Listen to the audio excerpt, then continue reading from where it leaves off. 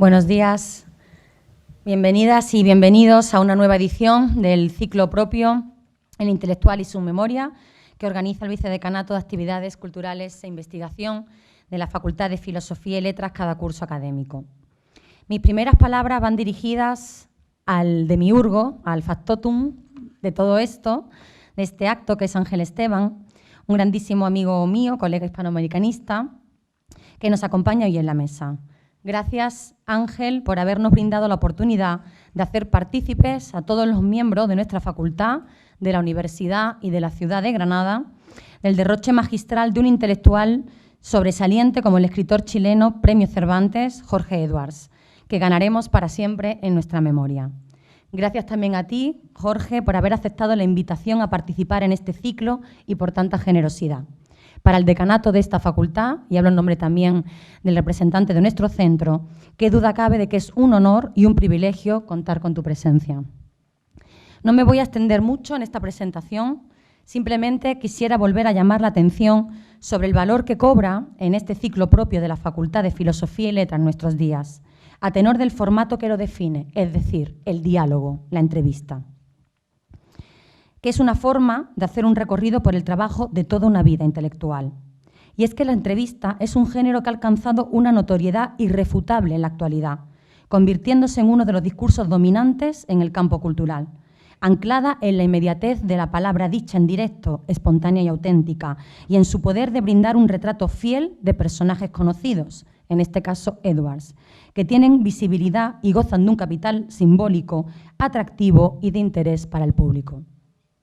Esta práctica es prevalente en los medios de comunicación desde el siglo XIX, ligada al afianzamiento del capitalismo y a la legitimación del ámbito de lo público como medio de construcción del espacio biográfico y difusión de la obra de los entrevistados. Pero en la actualidad suscita un interés inusitado en el público académico y en la crítica cultural. Tendríamos que preguntarnos por qué. ¿Qué líneas interpretativas traza este formato en la valoración del estatuto del entrevistado, más allá de una lectura de su obra creativa al socaire de la imagen pública del intelectual? Tal vez se deba, se me ocurre, a que durante la entrevista se produce un deslizamiento de la persona, Edwards, al personaje, es decir, a la construcción ficcional que supone toda aparición pública, y por tanto a una lógica narrativa de su vida y de su obra. Y esto es lo que me parece más interesante, concebir la entrevista no solo como clave para descifrar el universo intelectual de Edwards o como fuente biográfica, sino como un género narrativo, ¿no? Como ficción, más en el que dicho autor despliega estrategias y propone sentidos para proyectar una imagen de sí mismo, es decir, un modo de ser leído. Por esta razón, habríamos de atender ahora no solo al contenido de las respuestas de Jorge Edwards a las preguntas que le haga Ángel Esteban, sino a cómo lo hace. Leer el relato que articula para autorrepresentarse, para, en cierta medida, autolegitimarse, a través de su pensamiento crítico y de su producción literaria. Además, en la entrevista se hace inteligibles relaciones que no existen en otro lugar, causalidades, hallazgos e interpretaciones que enriquecen de otra manera el fundamento de las prácticas artísticas y las posiciones intelectuales que tienen los autores entrevistados. Toda legitimación presupone un ataque probable, una enunciación que responde en consecuencia de un bien en disputa. Entonces reparemos también en lo que se está disputando hoy en el campo cultural y de qué forma se está haciendo. En las entrevistas, los entrevistados afirman tanto su yo como su otro, actualizando no solo la lectura de su discurso, es decir, cómo quieren ser leídos, sino su identidad y proyectando esta hacia el futuro. Un futuro en el que estoy segura de que se seguirán leyendo con fruición los textos de Jorge Edwards, uno de los grandes escritores latinoamericanos del siglo XX. Bueno, y sin más dilación, le cedo la palabra con mucho gusto al entrevistador Ángel Esteban.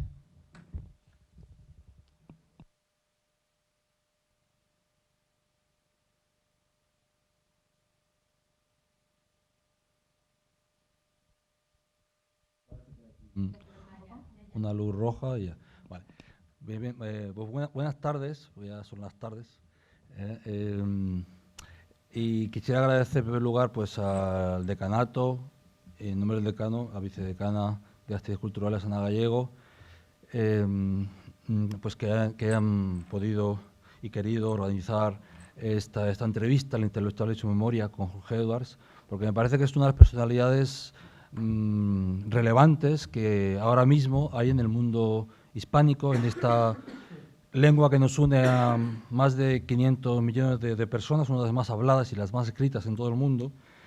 Y voy a decir un par de cosas nada más sobre él, porque nos va a interesar más que hable él sobre sí mismo que no que hable yo sobre él. Escritor, narrador, ensayista, diplomático, ha sido testigo de una época quizá la más interesante de toda la historia de América Latina, en la segunda mitad del siglo XX, por lo menos en la literatura. Él ha vivido bajo el yugo de varias dictaduras, la dictadura española, la dictadura chilena, una de las dictaduras cubanas. Ha luchado por la libertad de expresión, ha luchado por la implantación de democracias modernas en América Latina. Es testigo y además es protagonista de la edad de oro de las letras latinoamericanas, el boom. Él ha estado presente en la gestación, en el desarrollo de lo que se llamó el boom, sobre todo en la época esa de Barcelona de los años 70, como hablaremos después. Pertenece a dos estirpes ilustres, una por el apellido, los Edwards de Chile, lo que han llamado en muchos lugares el clan de los Edwards, desde la independencia hasta hoy, pero también pertenece a otra estirpe. Ya veo que está escribiendo sobre esto que acabo de decir, imagino que interesará comentarlo o rebatirlo, pero también pertenece a otra estirpe, que es la de los escritores diplomáticos. En América Latina hay una costumbre que no existe en otras comunidades literarias, sociales, políticas, geográficas, que es que muchos escritores son a la vez políticos, han sido políticos importantes, ha habido presidentes de países de América Latina que han sido grandes escritores, como el caso de Sarmiento, casi Vargas Llosa, ¿no? Se podría decir, perdió las elecciones, pero podría haberlo sido. Y diplomáticos, es decir, intelectuales que han estado metidos de una manera muy concreta en la acción, en la acción social, en la acción política de sus países. Él también lo ha sido. Octavio Paz, por ejemplo, Neruda, José Martí, Rubén Darío, un montón de ellos, ¿no? Es escritor de 13 novelas, 5 libros de cuentos, ha recibido cerca de 30 premios, entre ellos lo más importante el Cervantes, también el Nacional de Literatura en Chile, el Planeta Casa de América, el González Ruano de Periodismo, la Orden al Mérito Gabriela Mistral, Caballero de la Orden de las Artes y Letras de Francia, etcétera, etcétera. Es un ejemplo casi perfecto de lo que se ha dado a llamar el intelectual, ¿no? En América Latina, el mundo latino, el mundo hispánico. Es escritor, pero no solo es escritor, es independiente, es decir, nunca se ha vendido a ningún tipo de poder, ha dicho siempre lo que ha querido, donde ha querido y cómo ha querido, sin tener en cuenta a veces las consecuencias que eso haya podido tener. Ha sido un analista, y es un analista político, con profundidad y con altura de miras, diplomático, conocedor de mundos muy diferentes, distintas culturas, que sabe valorar lo bueno de cada una de ellas, y por otro lado también es un apasionado del conocimiento humanista, historia, filosofía, literatura, música. Ayer me comentaba que fue uno de los primeros que escribió en Chile sobre Carpentier, y Carpentier como músico, es decir, no solo como escritor. Después de la información siempre hay que decir unas palabras bonitas, ¿no? Entonces, para las palabras bonitas yo me apoyo en testimonio de otros que escriben mejor que yo. Vargas Llosa hace muy poco tiempo, para celebrar un cumpleaños, uno de los últimos cumpleaños de Jorge Edwards, en una conferencia, de un homenaje que se le hizo con varias conferencias, decía esto: Jorge Edwards tiene la personalidad de un escritor realista, apasionado por la historia, la ciudad, los recuerdos, dueño de una prosa clara, de andar lento, a ratos quieta, repetitiva, memoriosa, elegante y medida, en la que curiosamente coexisten la tradición y la modernidad, la invención y la memoria, vacunada contra los desbordes sentimentales, la cursilería y la truculencia. Esta prosa tan personal eclipsa las fronteras entre los varios géneros que ha cultivado a lo largo de su vida y da un aire de familia a sus obras de ficción, sus libros de crónicas y memorias y sus artículos y comentarios de actualidad. Terminaba este artículo largo, esta conferencia, con estas palabras. Vargas Llosa decía: quisiera terminar esta charla con un elogio de la consecuencia y gallardía con que, A lo largo de toda su vida ha defendido Jorge Edwards sus posiciones políticas democráticas, a veces más inclinadas a la izquierda y a veces a la derecha, sin importarle las consecuencias, sin temor a ir contra la corriente, jamás guiado por la conveniencia personal y siempre por la convicción y los principios. Y siempre también con la civilizada tranquilidad, como dice el refrán, de que quien no la debe, no la teme. En todos los muchos años de amistad que nos unen he aprendido muchas cosas de él y estoy seguro de que en los que tenemos por delante, ojalá sean muchos también, seguiré aprendiendo de su ejemplo. Así terminaba Vargas Llosa su intervención. Entonces voy a empezar esta entrevista vamos a ir hablando un poquito cronológicamente y ya pues te quiero dar las gracias nuevamente por estar aquí, haber venido, haber hecho un hueco en tu agenda para estar 2 días con nosotros, con 3 actividades, con un montón de entrevistas por todos lados y celebrar que estás con nosotros y que puedes hablarnos de tu obra y de tu vida. En primer lugar, quisiera hablar de ciertos maestros, de cierto ambiente intelectual que encontraste en tu época de juventud, cuando estuvieras en la universidad. Ahí, en este libro Adiós Poeta, comentas que en esos años de universidad pues había varias figuras señeras, ¿no? Decías, por ejemplo, que Pablo de Roca implicaba una toma de posiciones, una forma de marxismo-leninismo puro y duro, y dedicaba gran parte de espacio a combatir a Huidobro, encarnación del intelectualismo europeizante, del cosmopolitismo, y también a Neruda, símbolo del comunista aburguesado, blando, complaciente. Estas son como 3 figuras que había en ese momento que todos los alumnos de la universidad, los intelectuales, pues veían, ¿no? Entonces quiero conversar un poquito de este ambiente, de estas 3 posiciones y cómo lo viviste tú esos comienzos, ¿no? Mira, yo supe de la existencia de Pablo Neruda, que en mi casa no se nombraba, por razones políticas y por razones de ignorancia, las dos juntas, ¿no?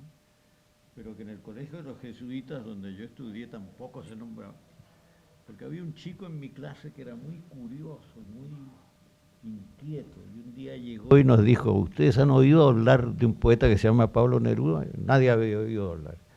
Y entonces nos hizo sentarnos y nos leyó el primero de los 20 poemas de amor. Cuerpo de mujer, blancas colinas, muslos blancos. Nosotros vivíamos en la represión total de los jesuitas, así que este poema nos pareció de una audacia y de un erotismo absolutamente superiores, ¿no? Nos quedamos absolutamente deslumbrados. Yo busqué la poesía de Neruda. Después de ser un mal poeta, empecé a escribir prosa y a contar historias y publiqué un librito de cuentos que se llamaba El Patio, en el Santiago de 1952. O sea, nadie de aquí había nacido con excepción mía. Y bueno, y entonces yo le mandé un ejemplar del Patio a Pablo Neruda. No lo conocía nada, lo vi en la lista de teléfono de Santiago, donde figuraba como Pablo Neruda. Hice un paquete muy mal hecho, porque siempre he sido muy torpe manualmente. Todos estos aparatos, incluso estos aparatos que tengo aquí, los teléfonos, no los entiendo muy bien. Si suena es porque no lo entiendo, porque lo traté de apagar. Bueno, le mandé este paquete, le mandé otro a Jorge Luis Borges, lo cual ya era una muestra de ambivalencia política, ¿no? Y le mandé un tercero a un gran poeta de ese tiempo que no has nombrado, que era Gabriela Mistral. Y entonces, después de unos meses, en la calle, en el centro de Santiago, un periodista que yo había conocido en tabernas infames en las noches, me paró y me dijo: Jorge, Pablo Neruda te quiere conocer. Y entonces ahí comencé una relación con ese mundo, que era un mundo que yo no conocía en absoluto antes. Íbamos a unas tabernas muy sucias, muy cutres, como se dice aquí. En Santiago bebíamos unos vinos horribles y uno salía con un círculo morado en los labios. Y entonces de ahí el título de mi primer libro de memorias. Alguna gente me pregunta por qué. Se llama Los Círculos Morados. Pero esos círculos morados para mí eran como la entrada en el mundo de la literatura, en un mundo que estaba al margen, que estaba fuera del orden establecido del Santiago de ese tiempo. Ángel habló de la familia Edwards. La familia Edwards es muy antigua en Chile porque descendemos todos de un probable pirata o contrabandista que llegó a Chile en los años de la colonia. Si un inglés desembarcaba de un barco inglés en los años de la colonia, en Chile, no era una persona legal, digamos. Ahí se podía ir como pirata, como corsario, como contrabandista, qué sé yo. Y esta familia, hay una rama que ha prosperado mucho, que no es la mía, y se habla del clan de los Edwards y se habla hasta del imperio de los Edwards. Y había un escritor de mi familia, que se llamaba Joaquín Edwards Bello, que fue muchas veces acusado de pertenecer al imperio de los Edwards. Y él decía, si me dieran un pequeño consulado en ese imperio, estaría muy contento, porque él se ganaba la vida de periodista y qué sé yo. Pero esos fueron mis comienzos. En la familia de mi abuelo se hablaba a veces de Joaquín, que era hijo de un hermano de mi abuelo, que era primo hermano de mi padre, y nunca se decía Joaquín, se decía siempre el inútil de Joaquín. Y entonces yo cuando comencé a escribir, yo dije, yo voy a pertenecer a la especie de los inútiles. En esta familia voy a tener toda clase de dificultades, pero perseveré. Y hay gente que piensa hoy, no solo en mi familia, ¿no?, que los inútiles cumplimos alguna función, que tenemos algún tipo de utilidad, la utilidad de los inútiles. Y yo escribí hace poco una novela que se llama El inútil de la familia, que es sobre Joaquín, porque Joaquín comenzó de muy joven publicando una novela que se llamó El inútil, en 1910. Y él declara en esa novela, el personaje principal es igual a él. Además es hijo de un inglés con una española, ¿no? O sea, es él. Y ese personaje dice las siguientes cosas, yo no sé si las podría decir después, ya se murió hace rato, ¿no? Dice que es socialista, que es ateo y que su única acción consiste en ir a las huelgas revolucionarias a ayudar a los obreros. Entonces, ese libro fue quemado por la familia compró toda la edición y la quemó. Él se quedó feliz, pensó, se agotó la primera edición, hizo una segunda. Y ahí el escándalo fue mayúsculo y se tuvo que esconder. Pero ¿saben dónde se escondió? Se escondió en un prostíbulo que quedaba en los márgenes de Santiago, en el lado poniente, y ese prostíbulo tenía nombre. Porque no solo era un prostíbulo, sino era un lugar de música, de reunión, de comida, y se llamaba La Gloria. Y entonces después le preguntaba, ¿y dónde estabas tú? Él decía, en La Gloria. Y yo pienso que estaba en La Gloria, en realidad, porque ahí se cantaba, se bailaba, tuve una gran amiga, etc. Pero esos fueron mis comienzos, fueron contradictorios, ¿ves? Había un orden familiar y un orden religioso en los jesuitas. Y después había estas figuras del desorden, que eran las que a mí me interesaban más. Claro. A mí siempre me interesaron más las personas marginales que las personas centrales, digamos. Y después fui diplomático, pero ¿por qué fui diplomático? Oye? Te voy a decir por qué. No es muy bien visto por los diplomáticos, lo que yo digo. Yo quise entrar en la diplomacia y entré en la diplomacia porque pensé, estos diplomáticos no hacen absolutamente nada. Y entonces uno escribir, ¿esto cómo está sonando? Esto yo creí que lo había apagado. Yo creí que lo había apagado, pero parece que no. Lo apagué mal. Bueno, entonces yo pensé, los diplomáticos no hacen nada, y eso permitirá escribir poemas y novelas y obras de teatro y ensayos, ¿no? Y me equivoqué, porque los diplomáticos hacen muchas cosas, que casi todas son tonterías, considero yo, pero hay que hacerlas. Entonces yo cuando fui diplomático, secretario en París, lo que más conocí son los salones VIP de los aeropuertos de París, que eran varios, porque llegaban delegaciones chilenas a cada rato y yo tenía que pasarme la vida en un salón VIP. Conocía hasta las rayaduras de las paredes de los salones VIP. Llegaban militares, llegaban parlamentarios, etcétera, etcétera. Así que era bastante duro. Y cuando vino el boom, que yo conocía todo ese mundo y los conocía y los quería mucho y los leía, yo no podía participar. Mientras ellos estaban hablando en la Sorbonne, yo estaba en un salón VIP esperando a un general. Esa fue mi vida. Y entonces escribí mucho, porque he sido curiosamente noctámbulo muy joven, pero ahora me transformé en lo contrario. Ahora soy mañanero, digamos, soy matutino. Entonces escribo muy temprano en las mañanas, me gusta mucho dormir siesta, pero es que yo comienzo como a las 5 de la mañana, entonces después duermo una siesta y quedo bien. Y los sábados duermo como hasta las 8 de la noche, siempre. Es una vieja costumbre. Me gusta un buen almuerzo de sábado y una larga siesta y despertar en la noche.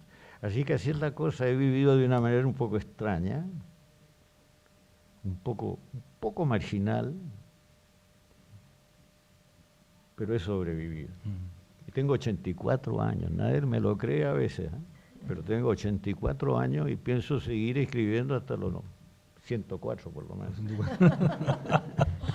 Bueno, precisamente tenía preparada una segunda pregunta sobre Gabriela Mistral, sí, porque es cierto que, claro, Neruda, Roca, Huidobro estaban más relacionados con los movimientos nuevos, con las vanguardias. Sí. Y sin embargo, Gabriela Mistral estaba relacionada con algo un poquito anterior, más clásico, más convencional. Sí. Pero realmente, en aquella época, a la única persona a la que le habían dado el premio Nobel era ella. Es decir, Gabriela Mistral es una gran desconocida. Eso es lo que quiero hablar. Es una gran desconocida, porque Gabriela Mistral es una persona de gran fuerza, parte de un mundo pobre, humilde, que vive en un sector muy áspero de la geografía chilena, en las montañas del norte, nace en un pueblito, hijo de una profesora primaria, hija de una profesora primaria. El padre es un poeta popular bohemio que desaparece de la casa. Nunca más se sabe de él. Era un poeta popular, era un hombre simpático, un bebedor y qué sé yo, y desapareció. Y Gabriela se forma en ese pueblito, se transforma en maestra, profesora primaria, como su madre. Sufre mucho porque la discriminan mucho, porque es muy pobre. Tiene una cara un poco indiada, pero no es india en realidad, porque se llama Godoy Alcayaga, o sea, incluso un poco vasca. Pero tiene un tipo áspero, un tipo fuerte. Es una gran pensadora pedagógica. Y es una mujer que reflexiona sobre Chile y sobre lo que significa ser chileno en ese tiempo, en esa sociedad, etc. Y después Vasconcelos, el gran ministro mexicano, la contrata y participa en toda la reforma educativa de México. Y es una escritora, yo no sé si muy hispánica, conoce muy a fondo la literatura francesa, conoce mucho la literatura italiana, es una apasionada del Dante y conoce muy a fondo la Biblia. Tiene una cosa bíblica, curiosa, que le da una dimensión que no todos los demás tienen, pero que Neruda llega a comprender. Porque Neruda, en su final sobre todo, tiene algunos poemas de ambiente bíblico, pero Neruda respeta profundamente a Gabriela Mistral. Y hay un detalle personal muy interesante. Neruda nace en Parral, pero su familia se traslada a Temuco, que queda más al sur. Temuco es una ciudad nueva, construida en el límite entre el mundo chileno colonial español y la Araucanía de la época. La Araucanía es muy combativa. Nunca los soldados españoles consiguen dominar al mundo araucano. Y Temuco está en el límite. Entonces, Se llama La Frontera el lugar. Neruda nace ahí en La Frontera. Pero Gabriela Mistral, en su carrera de educadora, es nombrada directora del Liceo de Niñas de Temuco. Y entonces ella es bastante mayor, es directora del liceo, y un día Neruda, de 15 años de edad, la va a visitar. Y Neruda formaba una sociedad literaria, y él es el presidente de la sociedad literaria. Y le dice a Gabriela que viene en nombre de la sociedad literaria tal, a saludarla, y le entrega unos poemas. Y después Gabriela declara lo siguiente: muchas veces en mi vida han venido chicos a entregarme sus poemas y en fin, no he encontrado nada especial. Pero este que me ha visitado ahora es un verdadero poeta. Y va a tener un desarrollo como poeta real. Así que no se equivocó en absoluto. Pero Neruda mantuvo una enorme fidelidad a Gabriela, y cuando sacó el premio Nobel, le hicieron un homenaje en la UNESCO. Y después de leer algunos poemas de él, leyó poemas de Gabriela Mistral. Y grandes poemas, porque Gabriela es una desconocida extraordinaria. Es una poeta muy clásica en la forma, que usa un español un poco extraño, como que retuerce el español, lo disloca un poco. Casi por momentos parece un César Vallejo, por ese trabajo del lenguaje que ella hace, pero siempre mantiene, casi siempre, mantiene la rima, hace un endecasílabo muy bien cortado, o un alejandrino perfecto. Y es una escritora de lo mítico, del mundo infantil, del mundo femenino, de las ilusiones de mujeres que están perdidas ahí en los puebluchos del norte de Chile. Es bastante impresionante. Y su prosa es extraordinaria, porque es una prosa de persona que piensa y que dice lo que hay que hacer en Chile para que los niños aprendan a leer, para que los indios tengan acceso a la tierra y a la propiedad, una cantidad de temas fenomenales. Sí. A mí me llama la atención que Chile, que es un país pequeñito, por lo menos muy estrechito, que tiene en este momento tiene algunos de los mejores poetas de todo el siglo XX en lengua española, y además de todas las tendencias, porque hemos hablado, antes estábamos con los vanguardistas, después hablamos de Gabriela Mistral, que está un poquito más en una posición más clásica, pero es que luego, en ese momento, nace literariamente Nicanor Parra, que por cierto ya casi está en 104. Ya tiene 101, le queda poquito para el 104. Va a competir conmigo. Eso digo yo. Entonces, bueno, y Parra en ese momento además esos años finales de los 40, despidió los 50, cuando de repente dice, bueno, todo esto está muy bien, ahora yo voy por otra cosa absolutamente distinta y me hago antipoeta. Entonces, ¿cómo se vivió eso en Chile? Sí, mira, yo te voy a decir, yo viví eso porque yo era un chico, pero era amigo de Nicanor, era amigo de Neruda y de Nicanor. Además, a Nicanor lo conocí donde Neruda, porque fueron bastante amigos, pero él tenía una incomodidad con respecto a este tremendo personaje que era Neruda. Entonces, siempre decía bromas pesadas para Neruda. Por ejemplo, yo una vez lo fui a ver y estaba leyendo poemas de adolescencia de Neruda, poemas de crepusculario. La mariposa volotea y arde con el sol a veces. Entonces, Neruda los leía con una voz media impostada y me decía, oye, cuando tenía 19 años, Pablito era bastante buen poeta. Y después le digo yo, bueno, después se ha desviado mucho. Bueno, la antipoesía es el anti-Neruda, porque Neruda era un poeta muy torrencial, muy abundante. Y a Neruda le gustaba la imagen y la idea del creador muy abundante, que no se autocorrige y no se limita, que se pasa, digamos, siempre y todo eso. Y entonces tenía dos grandes figuras. Picasso, que pintaba todo el tiempo y pintaba hasta en la servilleta de papel. Picasso. Francisco de Quevedo, que hacía poemas serios, sonetos de la muerte y después poemas panfletarios, poemas de ataque a las personas y todo eso. Eso le gustaba mucho a Neruda, y Neruda era un poeta de ese tipo, era un poeta torrencial. Cuando fue embajador, yo era el ministro de esa embajada, porque él me lo pidió con insistencia y yo partí finalmente. Y él escribía en el coche oficial, no se sentaba nunca atrás, sino que se sentaba adelante, al lado del chofer, y sacaba de la guantera un cuaderno que tenía siempre ahí y escribía. Era un escritor abundantísimo, y Nicanor es escaso como escritor, es sintético. La última producción de Nicanor son artefactos, según él, son chistes. Incluso escribe chistes, ¿no? Y escribe una cosa que llama guatapiques. ¿Te saben lo que son los guatapiques? Nadie sabe acá. Los guatapiques son unas cosas que usaban los niños, que las tiraban al suelo y explotaban. Y entonces en las clases tiraban guatapiques, los que estaban al fondo de la sala tiraban guatapiques.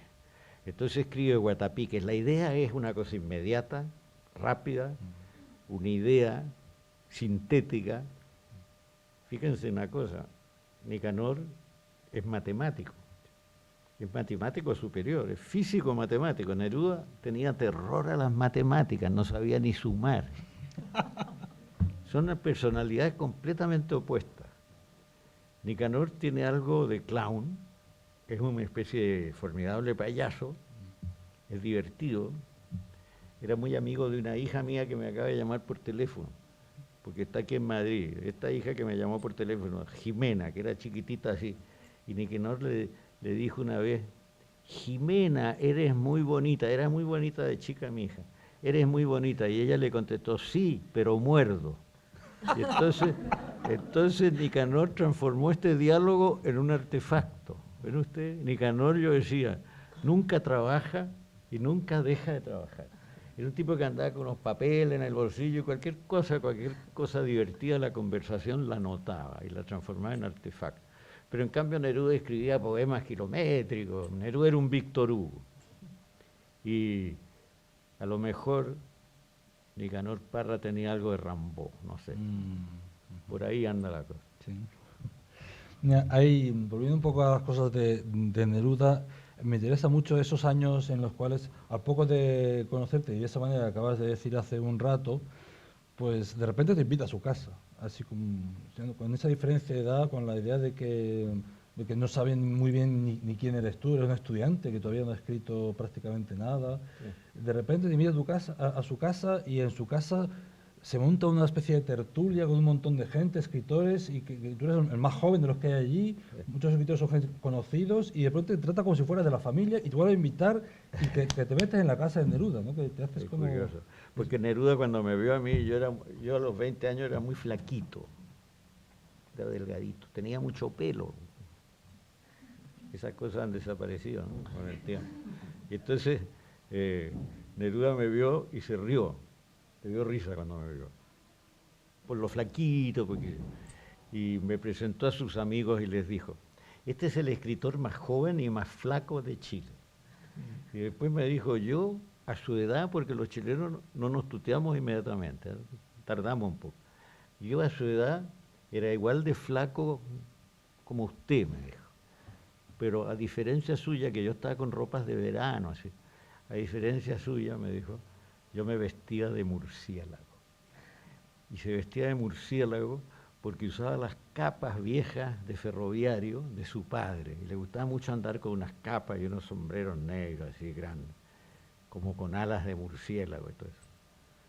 Era muy divertido Neruda en privado, ¿eh? Yo encuentro que cuando había mucha gente se ponía un poco, posaba un poco, ¿eh? Se ponía un poco más tieso, pero en privado era sensacionalmente divertido. Y era un enorme conversador. Y yo estoy escribiendo una novelita ahora, pero esto es un secreto, como son tantas personas aquí, es un secreto que hay que guardar dentro de los límites del continente europeo, digamos. Estoy escribiendo una historia de amor que tuvo Neruda cuando fue cónsul de Chile en Birmania. Tuvo una gran historia de amor muy dramática con una birmana, que se llamaba, esa birmana tenía dos nombres, porque de noche tenía un nombre birmano, pero de día trabajaba en las oficinas de la administración colonial inglesa, porque Birmania, Burma, era inglesa, era colonia inglesa. Por ejemplo, hay una novela de Orwell, de George Orwell, que fue funcionario en Birmania en su juventud, se llama Burmese Days, Días de Birmania. Así que se llamaba Joseph Bliss de día. Y se conoce la historia porque él la dejó anotada en varias partes, pero yo conversé esa historia con él. Y yo les voy a contar otra confidencia, para ya llegar al final, al límite de la confidencia. Yo conocí a una poeta francesa muy joven y guapa y atractiva, y que a mí me gustó muchísimo, porque a mí me han gustado bastante el sexo opuesto en mi vida. No digo que no tenga un lado homosexual, todo el mundo lo tiene, pero me han gustado las mujeres, fíjense. Y conocí a una poeta que se llamaba José, muy buena poeta. Y yo le dije a Neruda, fíjate lo que me pasa, me he enamorado de una mujer, pero se llama José. ¿Y qué te extraña? Me dijo. Josie es José, pequeña José o Josecita. Entonces me habló de su historia. Y yo creo que yo entendí muy bien esa historia que tuvo con Joseph Bliss. Pero él tomó terror, porque se fue a vivir con ella, pero como era funcionario, era como cónsul, iba a cócteles con ingleses y con inglesas. Y Josie desarrolló unos celos absolutamente homicidas. Y entonces él estaba durmiendo adentro de un mosquitero, un día cuando vivía con ella, y despertó y vio que ella se paseaba alrededor de él con un cuchillo de cocina, en ademán de clavárselo. Y entonces escapó, tomó un barco y se fue a Ceilán, que significaba cruzar el océano ese de ahí, de la India, y no le dijo nada a ella, simplemente salió a la casa, tomó una cosa que tenía guardada en su oficina en el consulado y se fue a Ceilán. Y entonces ahí escribió un poema célebre, pero que hay que conocerlo en este contexto, porque escribió un poema de despedida, muy dramático, muy bonito, se llama Tango del Viudo, Tango del Viudo. Oh maligna comienza. Así le voy a poner a mi novela, oh maligna. Ya habrás hallado la carta. Le dejó una carta debajo de un cocotero de despedida. La carta nadie la conoce, yo la inventé en esta novela, esa carta. Fue lo más... El desafío literario mayor que tuve fue inventar esa carta de despedida. Y después llegó a Ceilán y se instaló en un barrio que se llama Huelahuata, que queda a la orilla del mar, a la orilla de Colombo, en un bungalow. Alquiló un pequeño bungalow. Y un día estaba mirando por la terraza, bebiendo whisky. Lo único que hacía era beber whisky, leer y escribir. Y a veces llegaba alguna gringuita, alguna inglesita del mundo colonial. Y estaba mirando y de repente ve un camión de mudanzas que llega y se instala en la casa del frente. Y empiezan a bajar cosas de ese camión que él conoce. Un paragüero, un espejo ovalado. Y resulta que Josie ha sabido que él se instaló ahí y se ha instalado al frente. Y él hace unas fiestas con estas gringas y estos amigos, tiene unos amigos poetas, ingleses. Es muy interesante la historia, bueno, no se la voy a contar. Lean mi novela mejor. Pero cuando está viviendo en esa casa y hace una fiesta, caen unas piedras enormes en el techo. Y las tira, esas piedras las lanza Josie desde la casa del frente. Y al final se despide. Bueno. He hecho una novela breve, pero después estoy leyendo cosas. Estoy esta noche, por ejemplo, leyendo cosas sobre ese periodo, porque ¿cómo se puede hacer una novela así? Mira mi método. Primero lo que recuerdo de Neruda, ¿no? Pero después me he leído todo lo que Neruda leyó en ese periodo, porque eso más o menos se sabe. He leído a Pierre Loti, un escritor francés que no lee nadie. He leído a Somerset Maugham en sus cosas sobre el Oriente. He leído muchas cosas más de esas. George Orwell. Después un chileno que se llamaba Dalmar, que era un escritor de viaje, bastante interesante. Y después seguí un poco los pasos de él, las cartas de él. Le escribía cartas a su hermana, Laurita, Yo conocí a Laurita también, y le escribía cartas a un argentino que se llamaba Héctor Eandi. Y después he leído cosas, sobre todo inglesas, sobre esas colonias, el ambiente que hay. Yo voy a terminar la novela en unos 3 o 4 meses más. Hay que trabajar lentamente. Y el problema que tiene una novela, según mi experiencia, es que todo el tiempo que uno le ponga está bien. Si tú pones 10 años está bien, si pones 20 mejor. Ese es el problema. Entonces hay que pararlas alguna vez. Sí. Ahora me explico yo lo de aquello de sucede que me canso de ser hombre y todo esto, y lo del cuchillo verde y todas estas cosas, ¿no?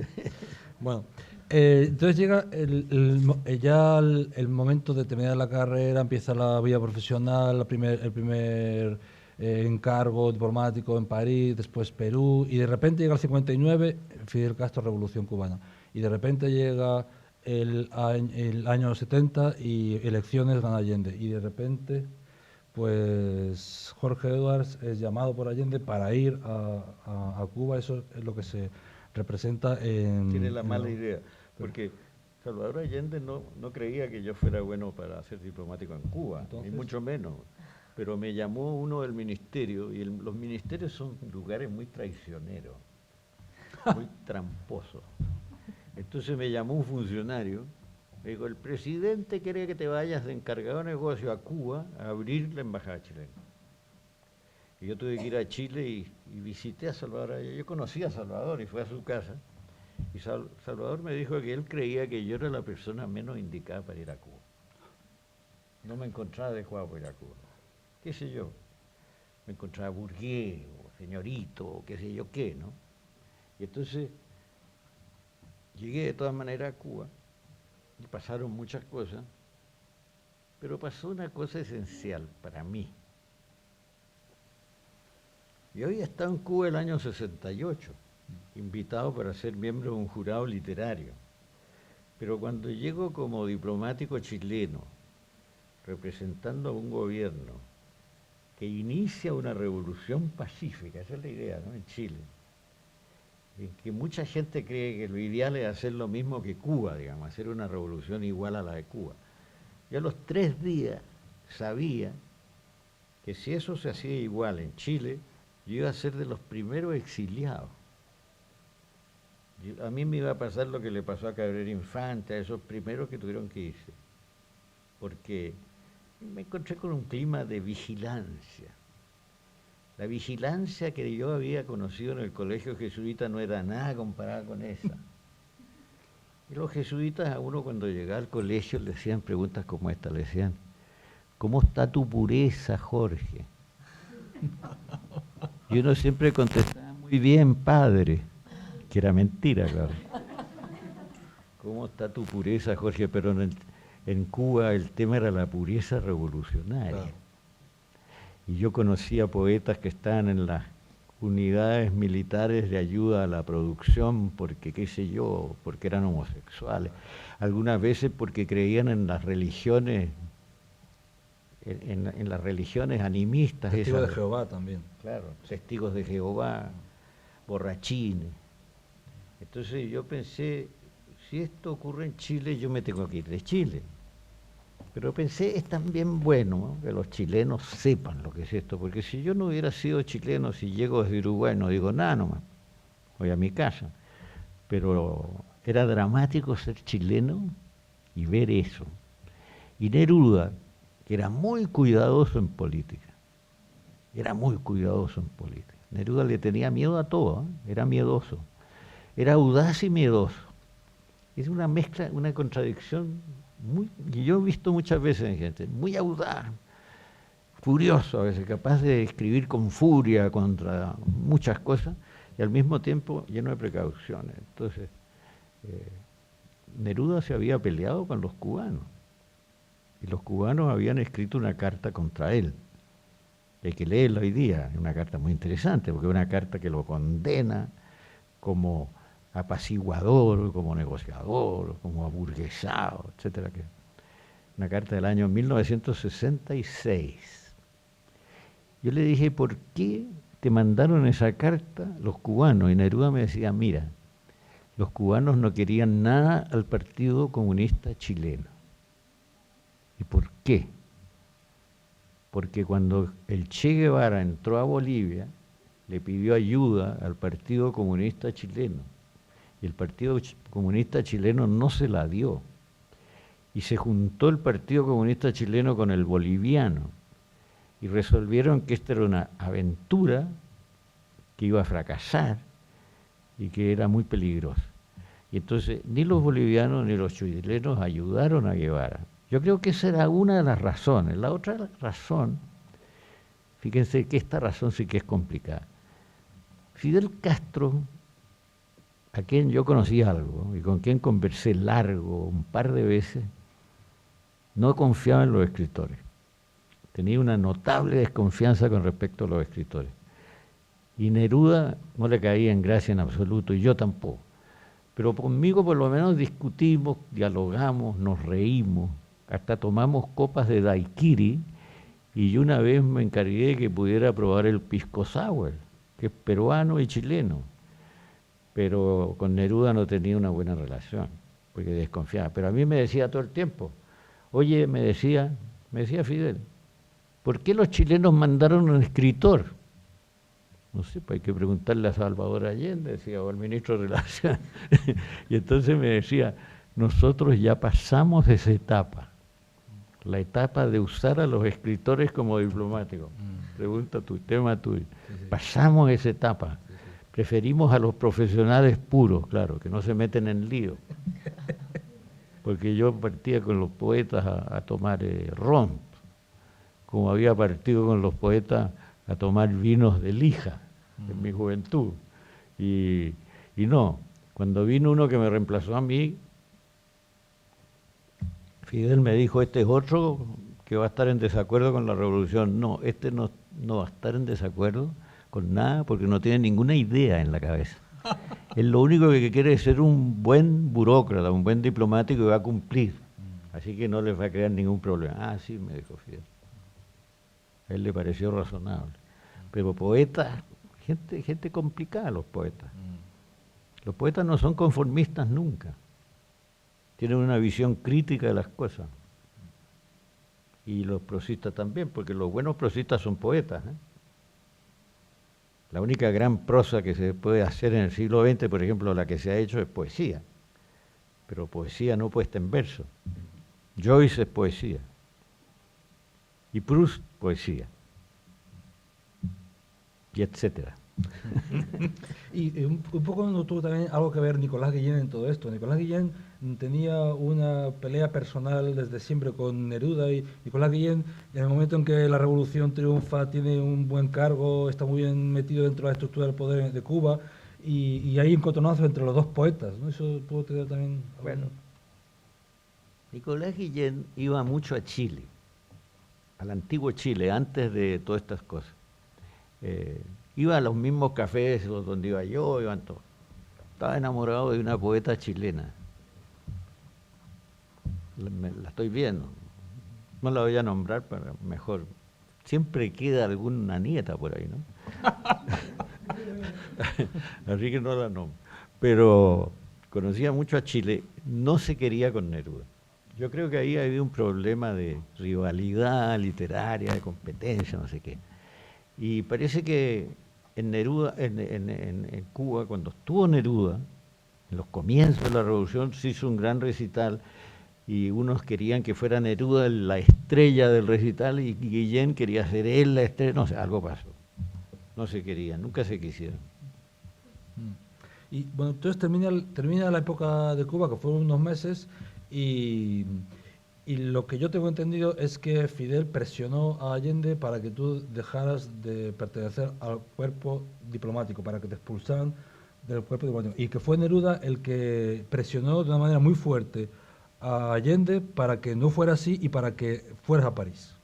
Entonces empieza esa segunda etapa de París. Entonces es muy oscuro porque yo no sé exactamente lo que pasó. A mí nadie me declaró persona non grata. Persona non grata es un título literario. Yo no tenía título para mi libro. Y de repente se me ocurrió persona non grata. Se lo dije a 2 o 3 personas y dijeron, qué raro, ¿no? Y después se lo dije, oye, mira, le leí una lista de títulos a Carlos Barral. Y cuando llegué a Persona non grata, Barral saltó. Ese es el título, me dijo. Es tan bueno ese título, me dijo, que es mejor que el libro. Yo lo encontré muy divertido, porque no era muy alentador para la autora, pero en fin. En fin. Y entonces, claro, ¿qué pasó ahí? De repente me dieron orden de irme pero me dieron orden de irme a París. Eso no es un castigo en ninguna parte. Me dieron orden de ir a París. Y entonces me llamaron y entré al Ministerio de Relaciones un domingo en la noche y adentro estaba Fidel. Y discutimos y qué sé yo. Yo creo que al final terminamos no tan mal. Porque Fidel creyó que yo me iba a desmayar cuando lo viera él. Y yo pensé, ¿qué me puede hacer Fidel? Yo soy diplomático chileno, sería muy escandaloso que me haga algo, ¿no? Y además me había tomado 2 daiquiri. Así que estaba muy tranquilo. Y después cuando me despedí de Fidel, como a las 3:30 de la mañana, el diálogo duró 3 horas o 4, está contado en Persona non grata. Cuando estaba cerrando la puerta, es enorme Fidel, ¿eh? Es un gigante, estaba cerrando la puerta, y me dijo por la abertura, me dijo, ¿sabes lo que más me ha impresionado de esta conversación? ¿Qué? Le dijo. ¿Qué, comandante? Le dije yo. Su tranquilidad, me dijo. Le asombró que yo hubiera resistido tranquilamente esa conversación, que comenzó bastante dura y todo, pero en fin. ¿Qué pasó? Salvador Allende era muy dependiente de Fidel en un sentido. A él no le convenía una frase en contra de Fidel Castro. Y eso me lo decía Neruda todos los días. Mira, Salvador depende mucho del discurso de Fidel Castro. Si Fidel Castro le toma el pelo, lo ataca o se ríe de una cosa de él, le va muy mal. Y entonces Salvador me quiso sancionar a mí. Dijo, bueno, ya, que sigan la diplomacia, pero no en París, que lo mandemos a un consoladito perdido ahí en la Patagonia. Yo pensé, si me mandan a un consulado en la Patagonia es muy interesante, voy a poder escribir tranquilo, con una buena calefacción, con harta leña para el invierno, y escribo mi libro. Así que no me asustaba esa cosa. Pero Neruda quería que yo siguiera en París, y él me defendió mucho, eso es verdad. Pero el que más me defendió fue el ministro de Relaciones de la época, que se llamaba Clodomiro Almeida, Don Cloro. Don Cloro era un filósofo, era un marxista de formación filosófica, digamos. Era un profesor de la universidad, era un interesante escritor. Y yo tuve que ir a Chile por una cosa familiar, y don Clodomiro me invitó a almorzar en el ministerio, en un casino que había en el ministerio chileno. Y me dijo, bueno, cuénteme lo que le pasó en La Habana. Y yo le conté Persona non grata en 20 minutos. Y al final don Cloro, que era considerado un hombre a la izquierda de Allende, un hombre de la izquierda de Allende, me dijo, mire, yo me imaginaba algo así. Él conocía el mundo socialista a fondo, ¿no? Se lo consideraba más bien pro-chino en esos años, ¿no? Yo me imaginaba algo así, váyase tranquilo, me dijo, porque yo desde que estoy en este cargo, que era ministro de Relaciones del gobierno de Allende, la única discusión que he tenido con el presidente real ha sido por usted. Él quería que yo lo sancionara. Y yo le dije, yo no puedo sancionar a un funcionario chileno sin escucharlo también a él.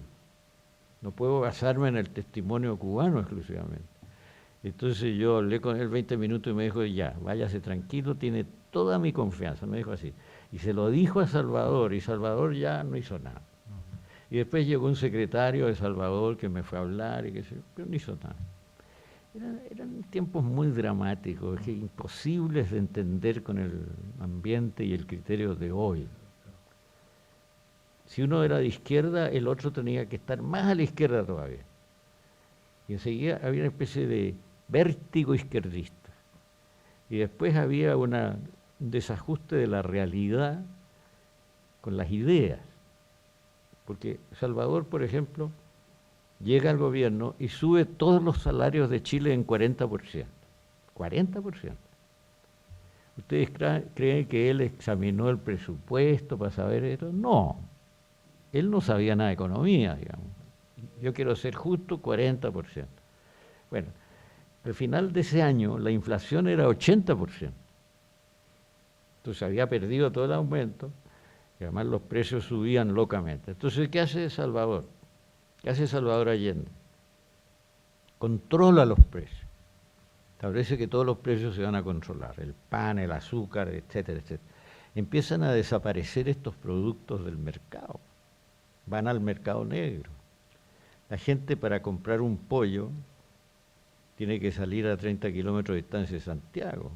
La vida cotidiana se transforma en algo muy complicado. Así que la clase media ahí empieza a sufrir y los obreros también. Hay huelgas obreras contra Allende, cuidado.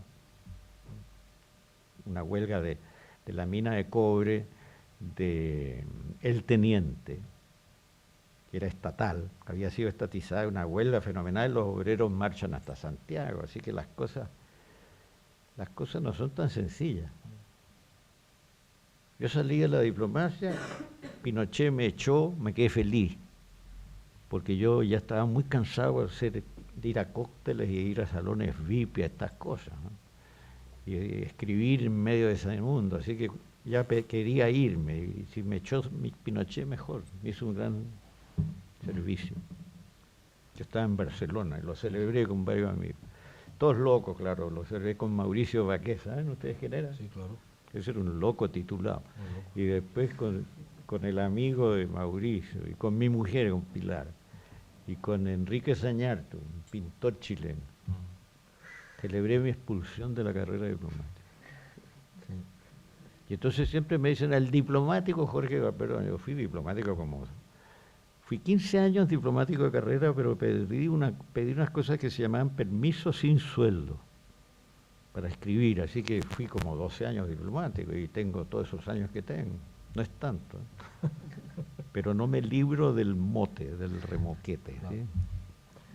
Entonces termina esa época también de París porque, primero antes de que Neruda muera, antes del golpe de Pinochet, te vas a Barcelona a vivir. Sí. Decides dejar aquello, un permiso sin sueldo, ¿no? Que se prolongó hasta el infinito. Se prolongó hasta bien porque luego llegó Pinochet, claro. Entonces llega Pinochet, golpe de Estado, después muere Neruda y tú te instalas en Barcelona y estás allí como 4 o 5 años viviendo. Y fue además, son los años fuertes del boom.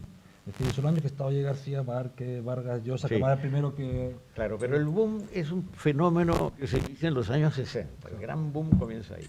Yo soy un poco el post-boom ya. Pero vivo con intensidad los años 70 de Barcelona, qué sé yo. Después regreso a Chile cuando todavía está la dictadura, pero cuando ya las cosas están suavizadas. Pero me equivoco, ¿eh? Me equivoqué. Porque...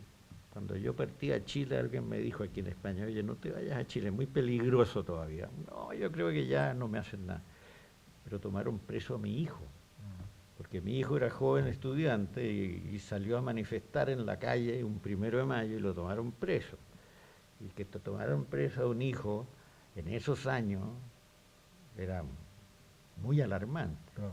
Pero felizmente yo supe rápidamente que a Jorge lo habían llevado a la cárcel pública. La cárcel pública era una garantía, porque era pública, era estatal, estaba la fuerza policial ahí, qué sé yo.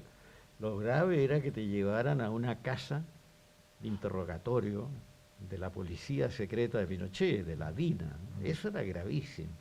Pero a Jorge lo llevaron a la cárcel pública. Yo lo iba a visitar, comían muy bien.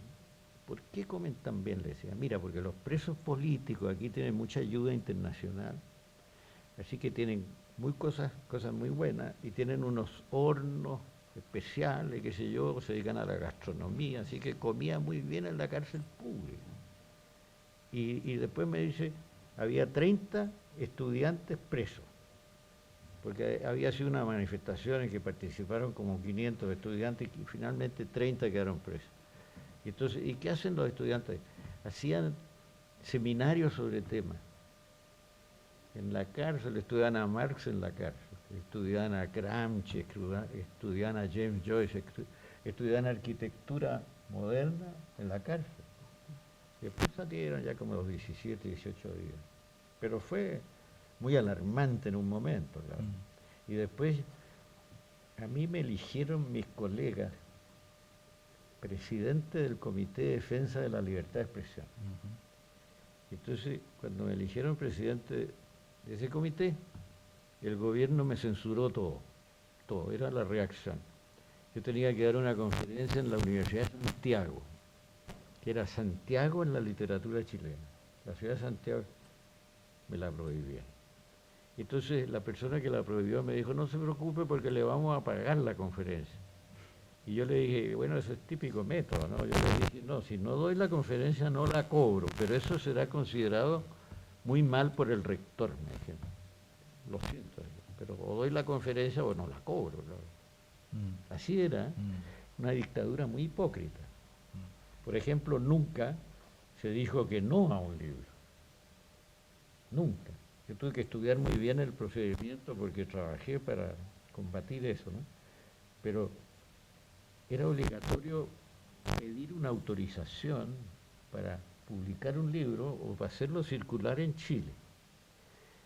Si tú hacías circular el libro sin la autorización del ministerio, incurrías en multas muy altas. A un librero lo podían arruinar. Entonces había más miedo a eso que a nada. Claro. Y entonces yo luché para suprimir ese trámite, porque nunca el ministerio contestó que no. El ministerio autorizaba, ya, o no decía nada. Y si no decía nada, tú no tenías la autorización, tú estabas en delito. Claro. Era muy sutil esa dictadura, no eran tontos esos tipos, ¿eh? Creer que eran tontos, eran más listos que otro poco. Y la economía la manejaron al estilo de Margaret Thatcher. Ese fue el modelo, para mí está claro. El modelo capitalista puro. Y lo que ha hecho la Concertación después que modificar eso, agregar elementos de protección social, etcétera, ¿no? Que ahora lo discuten y dicen que hay que comenzar todo de nuevo. Yo creo que comenzar de nuevo es una manía latinoamericana muy inquietante. Pero no voy a hablar de política. Estamos hablando de literatura. A ver, en ese tiempo, es decir, año 78, cuando vuelves a Chile, hay dos cosas que me llaman la atención. Bueno, primero lo que acabas de decir, el Comité de Defensa de la Libertad de Expresión. Sí. Yo no me imagino a Rafael Alberti volviendo al año 50 a España para fundar y presidir un comité para la libertad de expresión. Yo no me imagino a Gabriel Infante volviendo en los años 70 a Cuba para fundar y promover un comité de la libertad de expresión. Es decir, ¿qué hay debajo de todo eso? Porque yo no puedo creer que de repente uno pueda funcionar muy, muy libremente en una dictadura como la de Pinochet. En primer lugar, todas las dictaduras son diferentes. No todas son iguales. Segundo lugar, Chile era un país democrático durante todo el siglo XIX, que no es poco decir, y hasta el año 30 más o menos. En el año 30 hay una dictadura muy parecida a las dictaduras de acá, antes de Franco, a Primo de Rivera. Después se restablece, hay un frente popular, se restablece la democracia. Incluso hay un gobierno liberal anterior al Frente Popular. Entonces, en la situación económica muy caótica que se produce en el allendismo, viene un golpe militar, que es muy brutal. ¿Por qué es tan brutal el golpe militar? Porque ese ejército, que es un ejército que no ha intervenido en política durante un siglo, es un ejército que cuando tiene el poder político tiende a convertir a todo el país en un cuartel, porque tienen mentalidad militar para todo, ¿no? Y enseguida tienen mucho miedo de que en Chile se forme una guerrilla, porque hay guerrilla en Argentina, en Bolivia, en Perú, en todos los países vecinos. Entonces hacen una represión muy dirigida, es una represión dirigida a matar en el huevo cualquier intento militar. Son brutales en eso. son militares puros, digamos, son estrategas. Pinochet entró a la escuela militar a los 15 años de edad. De la escuela militar pasó al ejército. Fue profesor de la Academia de Guerra, era puramente militar. Y Pinochet, aunque no se crea, era muy lector, pero leía solo historias militares. Leía historias de batalla, historias clásicas, leía biografías de militares. Está probado, porque cuando lo fueron a detener en Londres, los periodistas dijeron, estaba leyendo una biografía de Napoleón por Max Gallo, que es un historiador de hoy. Así que militares puros. Pero empezaron a soltar, y ya por el año 80 había un cierto nivel de libertad de expresión, en algunas revistas sobre todo. Y entonces ahí los periodistas y los escritores forman un comité. Bueno, a nadie le importó nada. Eso sí, que cuando hacíamos una conferencia de prensa del comité, había por lo menos, los llamaban, creo que los llamaban sapos a los informantes. Siempre había 5 o 6 sapos en la sala. Y entonces yo, y en eso me sirvió la experiencia diplomática, yo siempre hacía que hubiera en nuestras conferencias de prensa periodistas extranjeros y agregados de prensa de embajada. Y eso nos protegía, Y trabajé mucho con el PEN Club, que está en formación acá, el PEN Club español, Carlos Barral, toda esa gente me ayuda. Y no me hicieron nada, pero no era fácil, ¿no? Había llamadas por teléfono inquietantes, de amenaza, había muchas cosas, ¿no?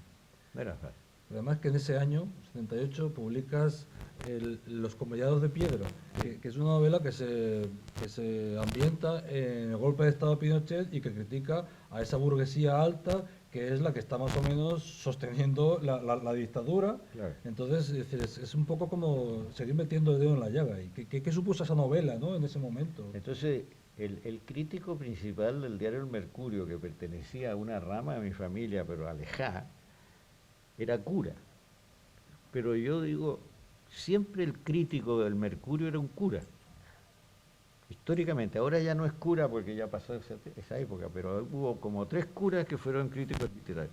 Ejercían el veto literario y el veto religioso al mismo tiempo. Entonces el cura a mí me pegó unos palos feroces, me dejó por el suelo. Pero sobreviví, ¿ves tú? Y una cosa que a mí me ha interesado mucho de toda tu obra literaria, ya casi estamos terminando, pues luego quiero hacer alguna pregunta, es el interés por la historia. Es decir, casi todas las novelas tienen algo que ver con la historia o con la memoria, que son cosas distintas pero muy parecidas. El sueño de la historia, hay una novela que se llama así, que te habla sobre Toesca, que además Toesca es una especie de alter ego, ¿no? Bueno, El inútil de la familia, es evidente que es una novela histórica, habla de la muerte de Montaigne, también una novela histórica, de algún modo persona non grata, y casi todas las novelas tienen... A mí me ha fascinado mucho la historia. Encuentro que los grandes historiadores son novelistas. Heródoto es novelista. Y Michelet es un maravilloso narrador, ¿eh? Los buenos historiadores son narradores, son escritores, para mi gusto. Montaigne hasta cierto modo es un escritor, narrador, historiador. Pero a mí me gusta Montaigne por lo siguiente. Yo leyendo a Zorin de joven, descubrí a Montaigne. Porque Azorín va a un convento, es decir, el personaje se llama Zorin, es la primera vez que el personaje se llama Zorin. Visita un convento en los alrededores de Madrid. Lleva un libro en el bolsillo, no dice qué libro lleva. Pues come con el prior del convento, que es un amigo de él. Él es un tipo sin religión en ese momento, pero tiene un amigo ahí, va a descansar a ese convento. Pero en los muros del convento ve puras cosas que infunden temor a la muerte. Tú te vas a morir y por lo tanto no puedes pecar, porque si pecas te vas al infierno, etc. Todas las cosas son lúgubres, ¿no? Llega a su dormitorio y el dormitorio en las paredes tiene puras frases de estas. Y se mete dentro de la cama, pone el libro en el velador, los ensayos de Montaigne. Entonces abre el libro y dice, los campesinos de mi región, dice Montaigne, nunca piensan en la muerte, pero cuando les toca morirse, mueren mejor que Aristóteles. Eso dice la frase de Montaigne. Entonces yo tenía una idea de Montaigne desde chico, porque yo lo leí esto muy joven. Y después empecé a leerlo, después he ido mucho a París, lo he leído, hablo buen francés. Me gusta incluso el francés antiguo de Montaigne, porque a mí me gusta la dificultad en la lectura. Yo uso diccionarios y hago preguntas a la gente que sabe y toda esta cosa. Yo he ido a Montaigne, a la montaña, que se llama Montaigne hoy día, pero Montaigne significa montaña, ¿no? Claro. Y donde está la torre donde escribió Montaigne. Montaigne dice lo siguiente. Primero dice, el tema principal de estos escritos que yo estoy reuniendo es yo mismo. Como es un tema muy frívolo, ustedes lectores no tienen ninguna necesidad de leerlo. Si no les gusta, lo tiran al canasto de la basura y yo muy contento. Primer punto. Y después, escribiendo sobre lo que es un ensayo, dice, tengan ustedes en cuenta que yo escribo ensayos, yo no escribo resultados.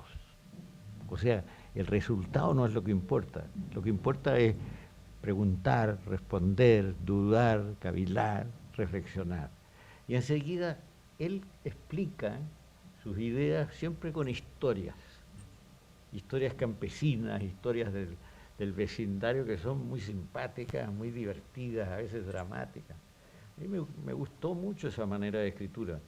Sí. Y yo trato de acercarme de esta manera, modestamente, dentro de mis posibilidades, pero yo adoro esta posibilidad, esta manera de escribir. Montaigne dice, por ejemplo, lo siguiente.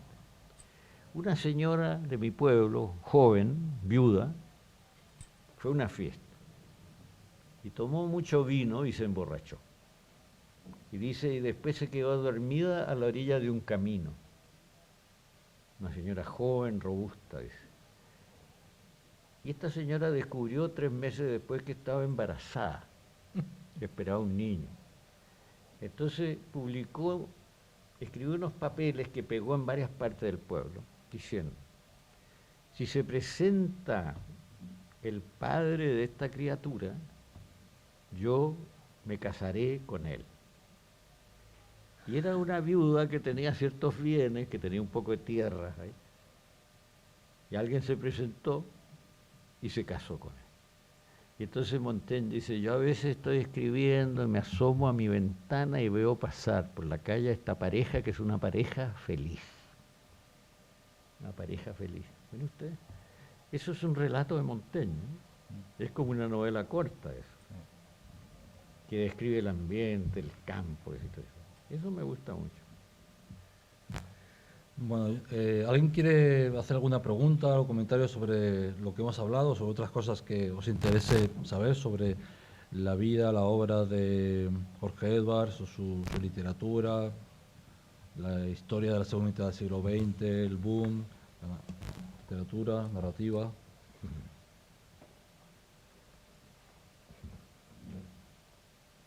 ¿Hay preguntas? La primera pregunta cuesta mucho y después la última también, porque después, si alguien se pone a preguntar, todos preguntan. Y algunas no preguntan, hacen verdaderas declaraciones. Pero eso es América Latina, sobre todo en el Caribe. En el La Caribe gente no pregunta, la gente diserta. Diserta, en Chile también. Cuando fue Rafael Alberti a Chile, lo presentó un poeta, que buen poeta se llamaba Humberto Díaz Casanueva. La presentación duró 2 horas. Al final Alberti se fue sin leer nada. Tuvo que escapar. Bueno, vas a romper el fuego. Me interesa mucho lo que ha comentado de la poesía. De hecho, lo ligaría un poco con lo que se ha hablado ahora al final también de la presencia de la historia, ¿no? Como un elemento fundamental en su narrativa. Pero también ha hablado de la importancia de la poesía, ¿no? Sí. La historia que ha sido algo que ha dicho así de una manera solayada, pero sobre lo que Bueno, desarrollar un poco su idea, sería una conferencia entera, cuidado. Claro, ¿no? Sí. Pero digo nada más que una cosa, Mi generación tenía una generación anterior de grandes poetas, Neruda, Huidobro, Mistral, etcétera, Vallejo, en Perú, varios poetas en Argentina. Por ejemplo, en Brasil eran autores, los viejos poetas eran fenomenales, Drummond de Andrade, Murilo Membrives, grandes poetas. Nuestra generación escribió una prosa narrativa que trataba de incorporar el aire, la atmósfera de la poesía. No hicimos nunca un lenguaje puramente informativo. Los narradores anteriores, que eran llamados criollistas, que eran muy cercanos al naturalismo francés, informaban mucho sobre la naturaleza, las costumbres y todo. Nosotros no nos interesaba tanto. Por ejemplo, en ese primer libro de cuentos, todos mis cuentos transcurrían en la ciudad de Santiago, pero no se nombra la ciudad. Incluso es una ciudad medio imaginaria la que funciona ahí, donde hay carnavales, cosa que no había en Santiago ya en mi tiempo, ¿no? Bueno, eso es una idea. Tratamos de asimilar la poesía de nuestros mayores y meterla en la prosa. Bien, ¿alguna pregunta más que alguien quiera hacer?